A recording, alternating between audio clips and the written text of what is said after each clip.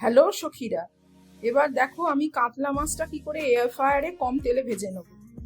প্রথমে আমি কাতলা মাছগুলো ধুয়ে নুন হলুদ মাখিয়ে রেখে দিয়েছি, তারপরে এয়ার ফ্রায়ারে রেখে আমি ওপর থেকে সর্ষের তেল স্প্রে বটল দিয়ে স্প্রে করে দিলাম, একদম অল্প।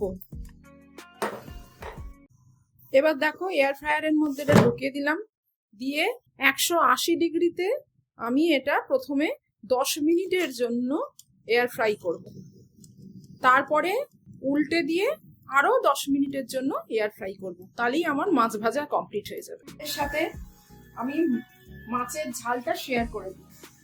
প্রথমেই কড়াতে, ইন্ডাকশনেই রান্নাটা করছি, প্রথমে কড়াতে অল্প অয়েল স্প্রে করে নিলাম, সর্ষের তেল,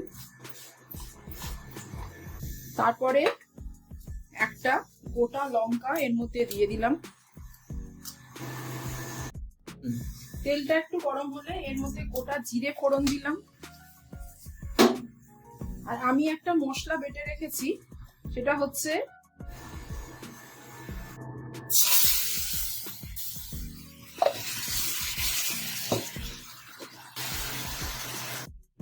আমি এর মধ্যে যে মশলাটা মিশিয়েছি সেটাতে আছে হচ্ছে আদা গুঁড়ো, ধনে জিরে গুঁড়ো, টমেটো আর আদা বাটা, আর একটু নুন আর মিষ্টি, অল্প পরিমাণে মিষ্টি, দিতে চাও দেবে, না দিতে হয় না দেবে।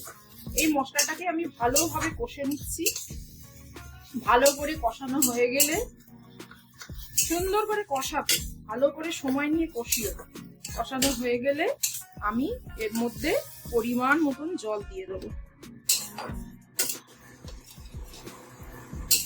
জলটা একটুখানি ফুটে উঠলে আমি এর মধ্যে, দেখো এয়ার ফ্রায়ারে যে মাছটা ভেজে রেখে দিয়েছিলাম সেই মাছটা এর মধ্যে দিয়ে দেবো। ইজি মাছের ঝোল রেসিপি।